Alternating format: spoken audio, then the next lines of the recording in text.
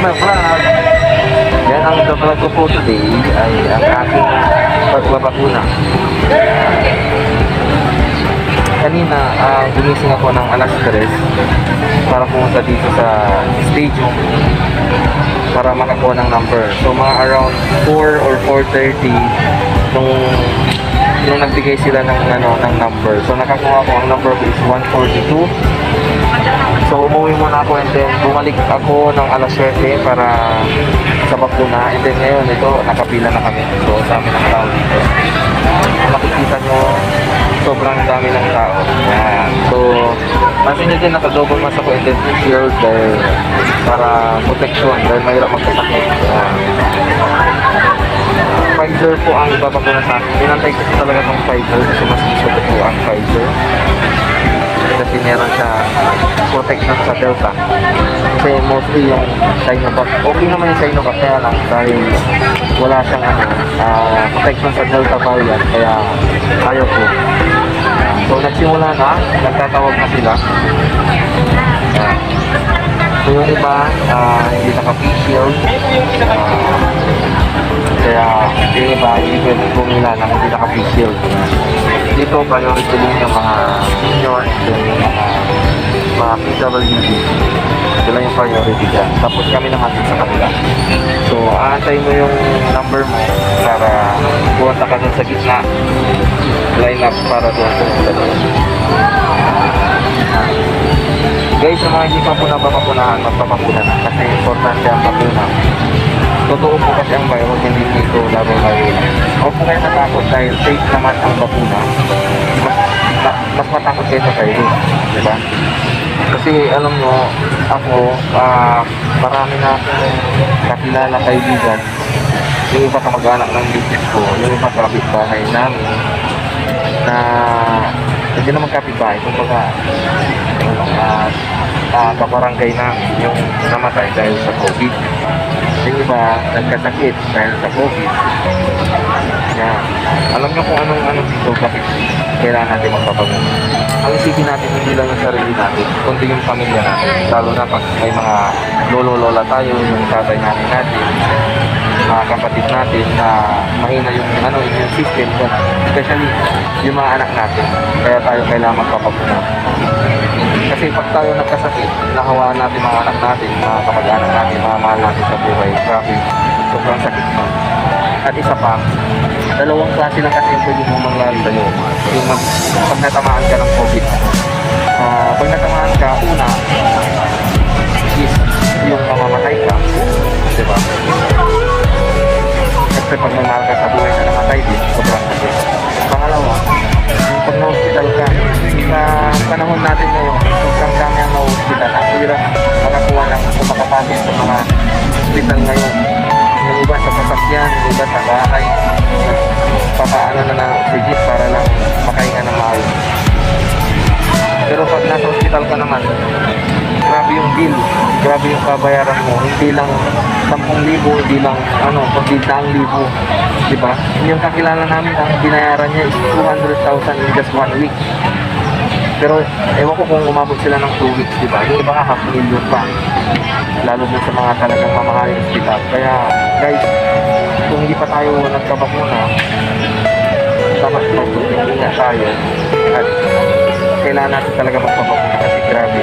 Kung natatakot tayo, mas matakot tayo na magkasakit, mas matakot tayo mawala sa mundo, diba?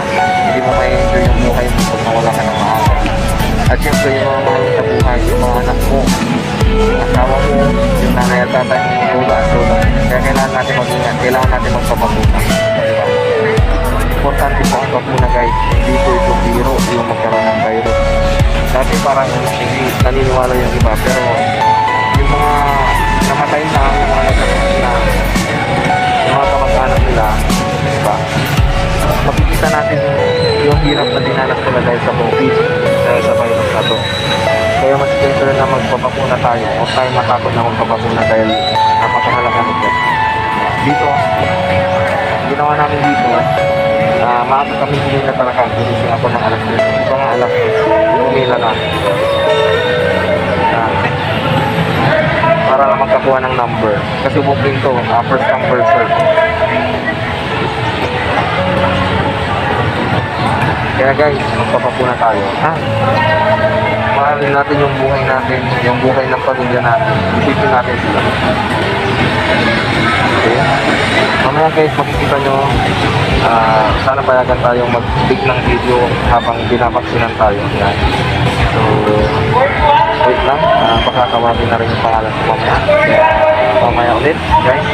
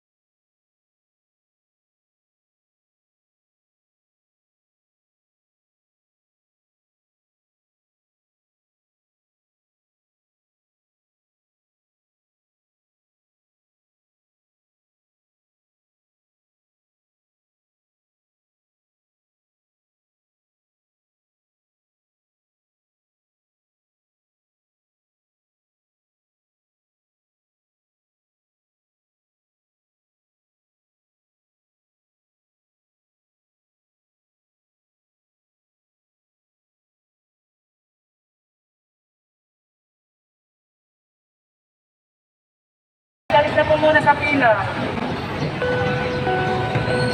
Ating kasama yung face shield mo. Magawing headband.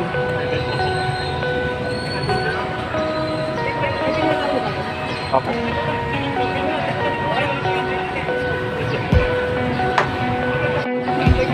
Zero 9300 29.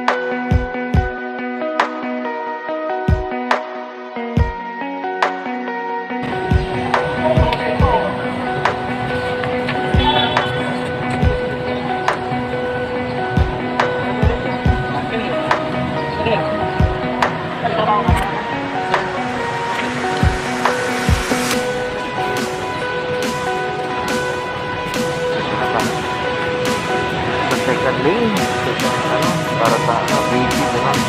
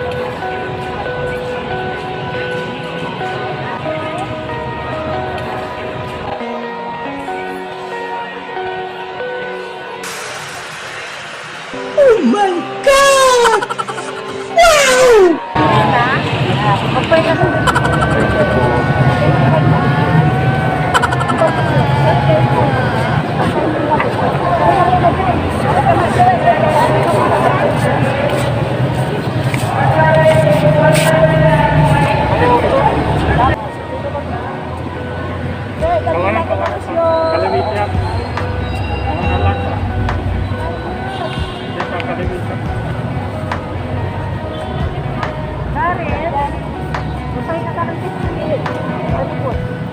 November po ang balik. November. Salamat po. Guys, November pa daw ang balik. Papahinga muna ng 15 minutes. Kailangan mo magpahinga ng 15 minutes. Yan. Hindi naman masyadong masakit, guys. Tolerable naman yung sakit. Medyo may kabigatan ng konti.